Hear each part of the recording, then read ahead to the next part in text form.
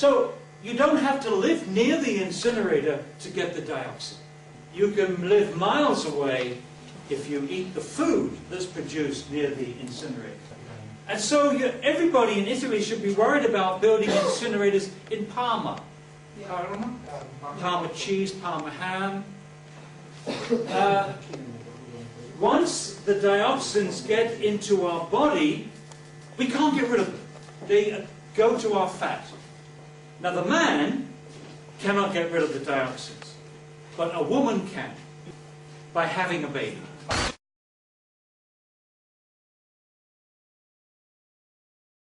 Right now, the preoccupation of most industrial designers is designing things in an attractive way so that people will buy them. They're designing things to sell to the present. But we have to train our industrial engineers not only to design to sell to the present, but to share with the future. You've got to say, I'm putting these metals, I'm putting these substances in this machine, and I don't want them to be lost when this machine's life is over. It's a different challenge to designers.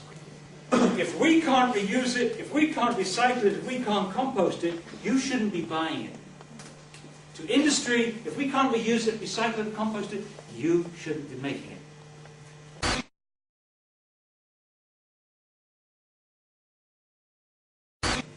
And we need good leadership. The third thing. We need leaders who have vision, who have imagination, and, you ready for it? Who are not boring. Boring. Landfills are boring. Incinerators are boring. I mean, come on, Michelangelo, Galileo, Leonardo, hundreds of years of Western civilization, and what do we do with what's left over? We put it in a hole in the ground.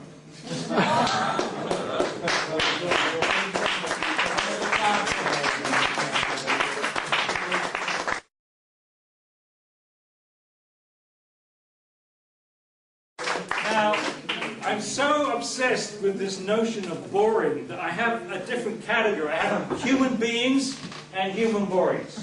Okay? So, a human boring has no imagination, no vision, no sense of humor. I love this one. Are obsessively tidy, confuse being clever with being wise, have more faith in machines than people, believe that science and technology can fix every problem, believe that man is the center of the universe and a woman's place is in the kitchen. That too many of our experts think with the wrong end of their bodies. They're what I call back-end thinkers. Okay, and here's an example of a back-end thinker. He comes home and the bathtub is overflowing. So he quickly grabs a cup to empty it. And it's not fast enough. So he gets a bucket.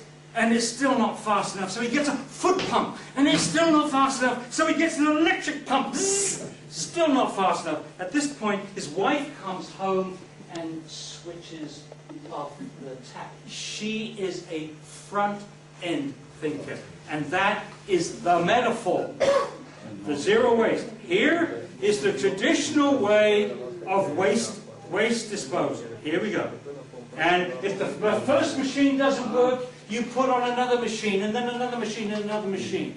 And we are saying, no, stop your preoccupation with machines, go to the front end and stop making it. I'm now going to sing. Are you excited? A song that you've heard the stew. This is the battle hymn of the Republic in America. We don't want incineration. We don't want incineration. We don't want incineration. We know there's a better way.